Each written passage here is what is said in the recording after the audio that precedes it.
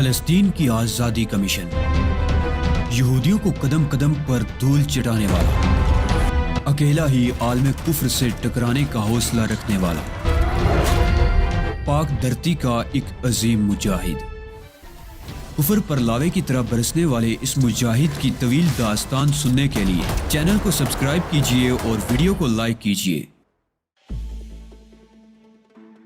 احتشام، تو نے ہمیں ہمیشہ کے لیے اپنی ہی نگاہوں میں ذلیل کر دیا ہے۔ ناصر عزیزی کی آواز بھرا گئی۔ میں کچھ نہیں جانتا، بس میں اس شخص کو مسرتوں سے ہم کنار ہوتے نہیں دیکھ سکتا تھا، اور میں نے وہی کیا جو میرے دل نے کہا۔ اس کتے کو سنگسار کیا جائے گا علی، اس کے بدن کے اتنے ٹکڑے کیے جائیں گے کہ کوئی ان ٹکڑوں کو گن بھی نہ سکے۔ میں اس کے پورے خاندان کو فنا کر دوں گا، میں انہیں زندہ نہیں چھوڑوں گا۔ ناصر عزیزی کے لہجے میں بے پناہ غیظ و غضب تھا۔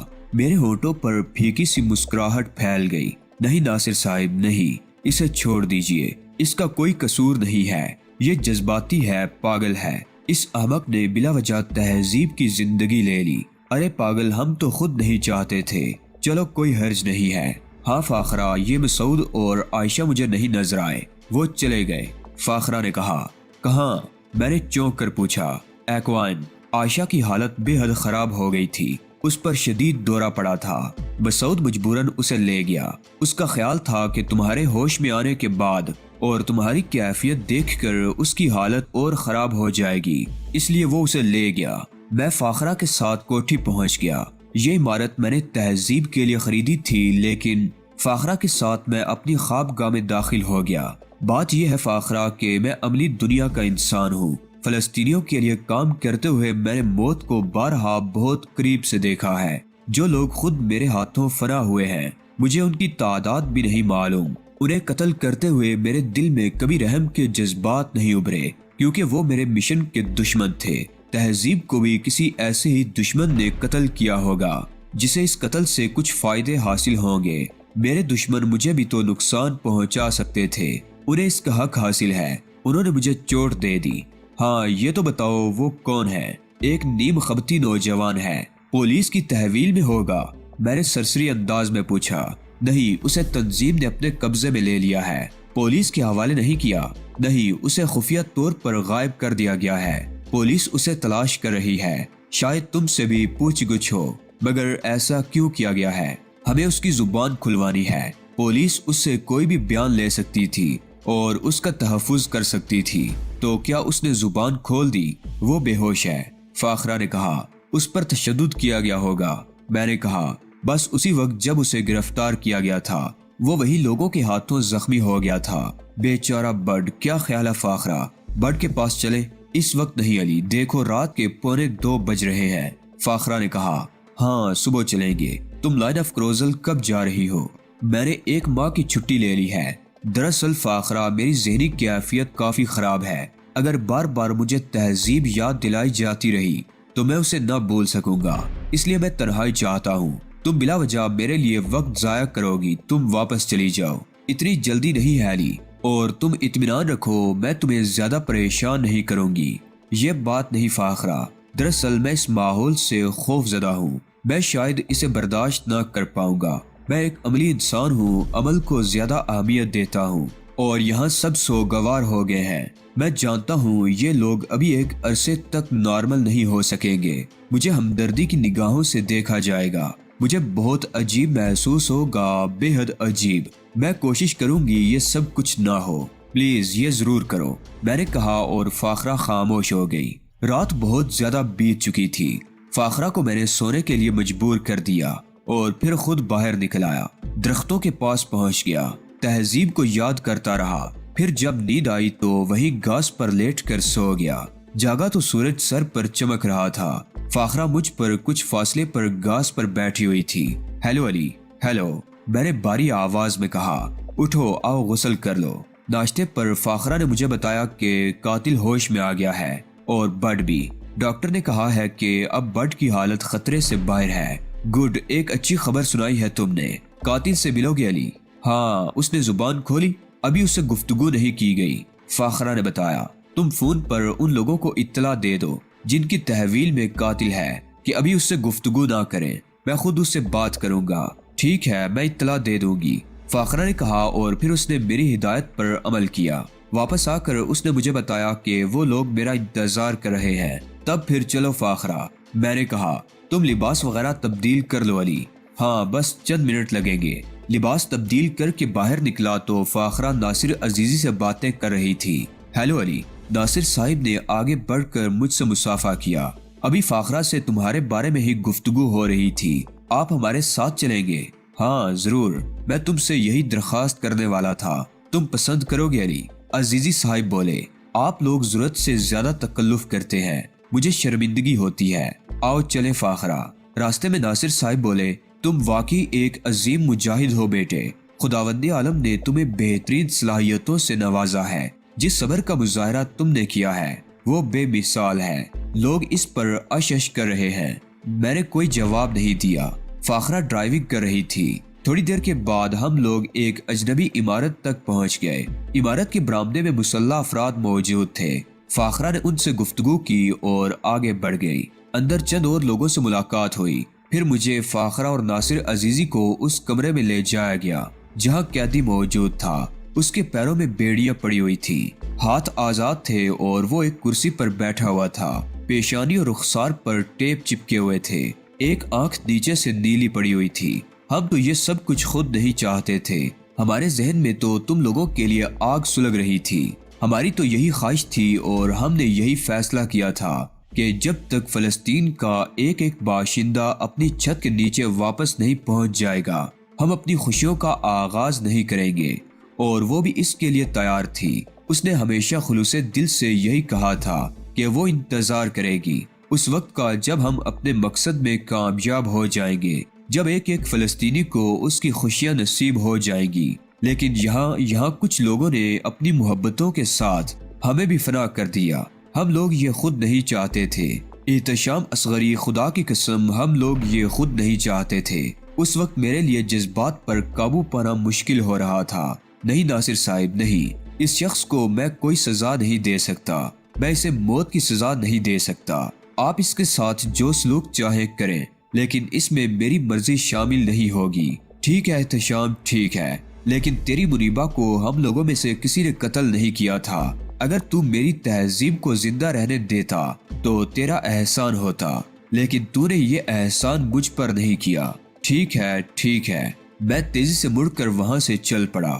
اب مجھ میں وہاں رکنے کی تاب نہیں تھی، یہ جان کر کہ ایک فلسطینی نوجوان نے مجھے میری کاوشوں کا یہ صلہ دیا ہے۔ میرے دل میں ایک بار پھر غم و غصے کا طوفان لہریں لینے لگا تھا۔ کیسے ہیں یہ لوگ، کیسے ہیں؟ کم از کم انہیں غور تو کرنا چاہیے۔ مجھ پر شک کیا، مجھ سے بد دل ہوئے، میں ان سے دور چلا گیا، لیکن ان کے مفادات کی خاطر لڑتا رہا۔ انہوں نے اس پر بھی مجھے نہ جینے دیا۔ بالآخر انہوں نے میری زندگی کی وہ سب سے بڑی خوشی چھین لی جو میری زندگی کا واحد سہارا تھی، اور اب جینے کے لیے کچھ بھی نہیں رہا تھا۔ فاخرہ یعقوبی تیزی سے میرے قریب آئی، اس نے میرا بازو پکڑ لیا تو میں جھنجھلائے ہوئے انداز میں بولا، نہیں فاخرہ پلیز، میرا خیال ہے میری کشادہ دلی ختم ہو گئی ہے، شاید میں اب رسم دنیا بھی نہ نبھا سکوں، مجھے مزید پریشان نہ کرو، اب مجھے اپنی طرف متوجہ کرنے کی کوشش مت کرو، تم خود غور کرو فاخرہ، میرے ساتھ کیا ہوا ہے؟ میں نے ٹوٹے ہوئے لہجے میں کہا اور میری آنکھیں آنسو برسانے لگی۔ فاخرہ خود بھی سسکیاں لینے لگی تھی۔ میں اسے وہیں چھوڑ کر تیز رفتاری سے آگے بڑھ گیا۔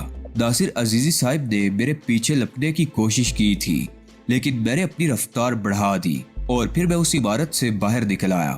میں ان لوگوں کی نگاہوں سے دور ہو جانا چاہتا تھا، ان سے دور چلا جانا چاہتا تھا۔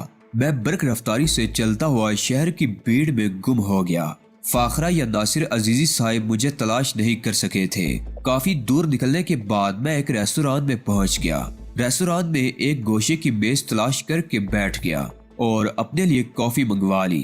کافی کے کئی کپ پی کر میں نے اپنے جلتے ہوئے سینے کو ٹھنڈک دینے کی کوشش کی تھی، لیکن میرا وجود شعلے اگل رہا تھا، کنپٹیاں سلگ رہی تھی، صبر و ضبط کا وہ بند ٹوٹ گیا تھا جو اب تک میں نے قائم کر رکھا تھا۔ یہ سب کچھ ہوا، ایسا نہیں ہونا چاہیے تھا۔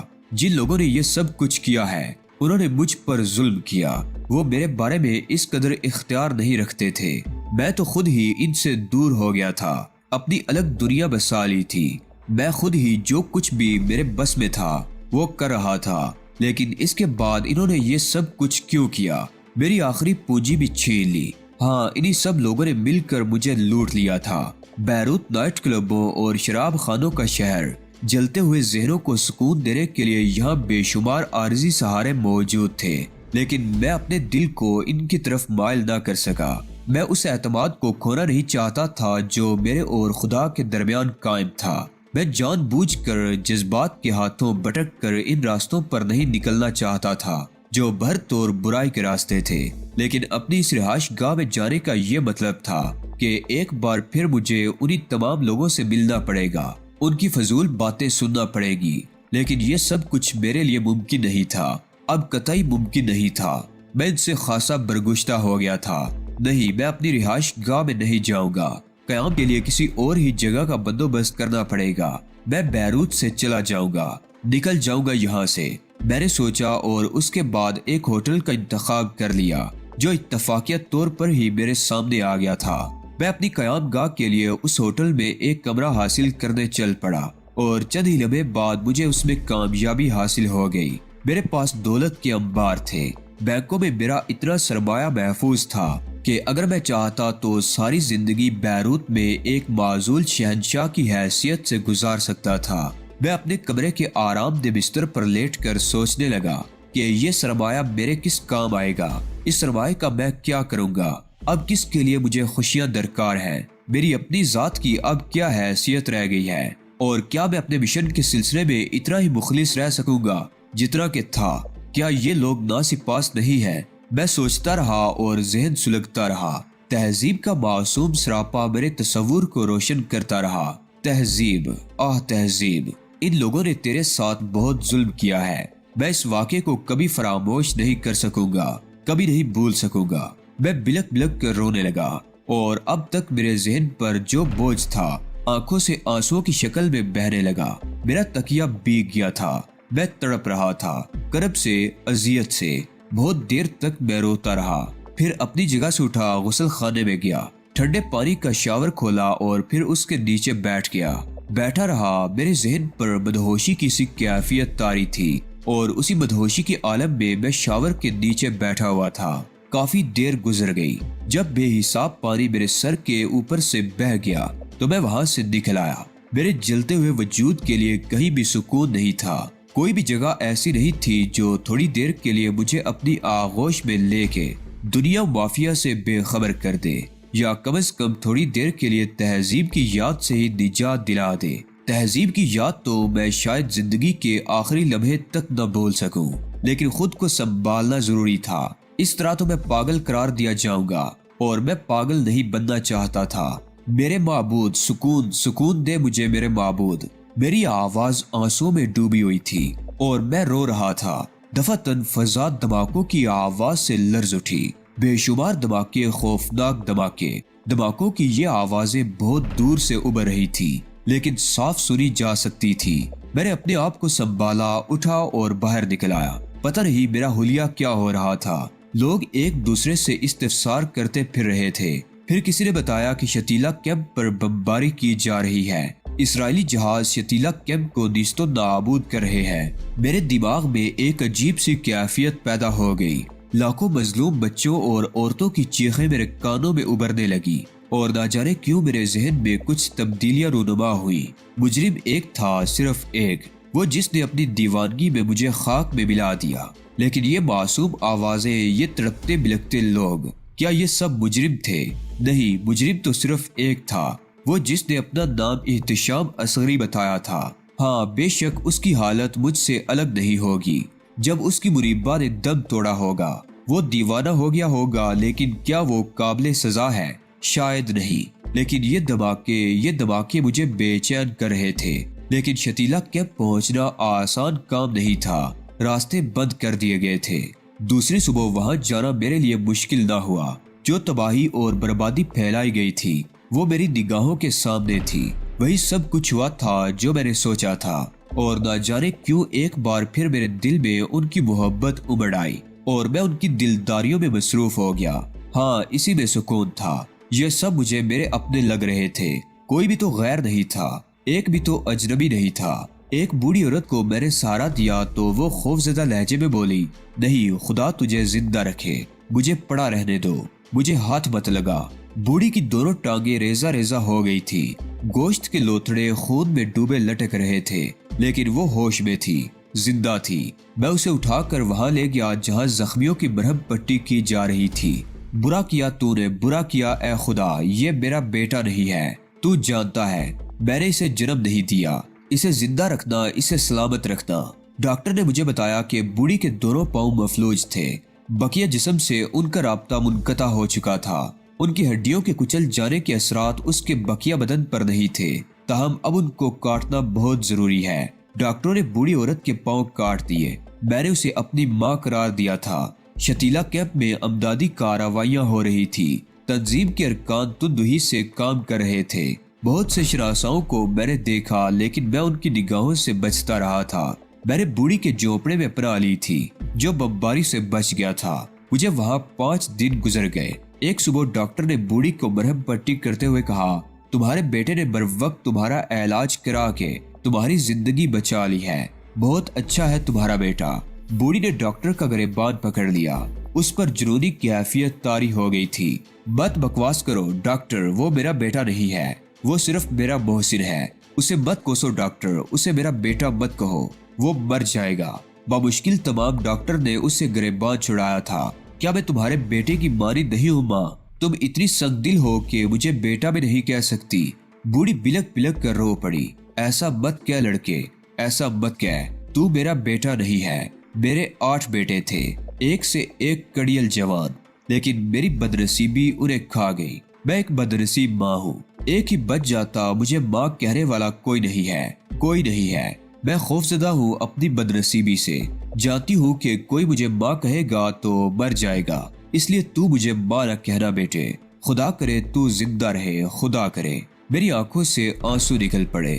بوڑھی مسلسل رو رہی تھی، پھر دوسرے دن وہ مر گئی۔ اس نے میری زندگی کے لیے اپنی جان دے دی، اس کے خیال میں شاید یہی میری زندگی کے لیے ضروری تھا۔ زخم بڑھنے لگے، زندگی رواں دواں ہو گئی۔ اپنے بارے میں کوئی فیصلہ نہیں کر سکا تھا، ابھی کچھ کرنے کو جی نہیں چاہتا تھا، لیکن کوئی مشغلہ تو ہونا چاہیے، کچھ تو کروں۔ میں نے بینکوں سے اپنا سرمایہ نکالنا شروع کر دیا۔ لاکھوں ڈالر کا پہلا عطیہ میں نے شتیلا کیمپ کی انتظامیہ کمیٹی کو دیا۔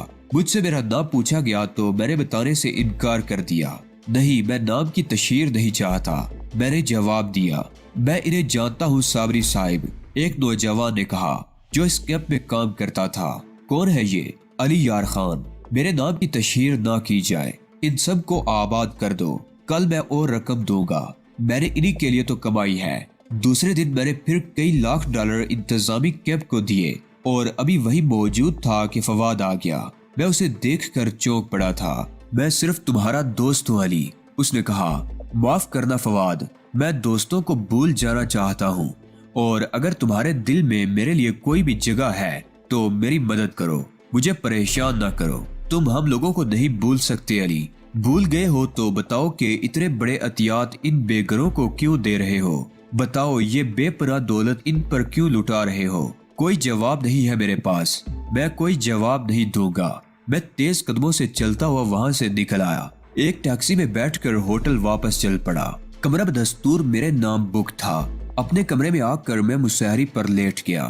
فواد کے ساتھ میں نے ناروا سلوک کیا تھا، لیکن طبیعت ہی ایسی ہو رہی تھی، بس خود کو آزاد رکھنا چاہتا تھا۔ کسی کی کوئی پابندی مجھے قبول نہیں تھی، میں کسی سے کچھ نہیں سننا چاہتا تھا۔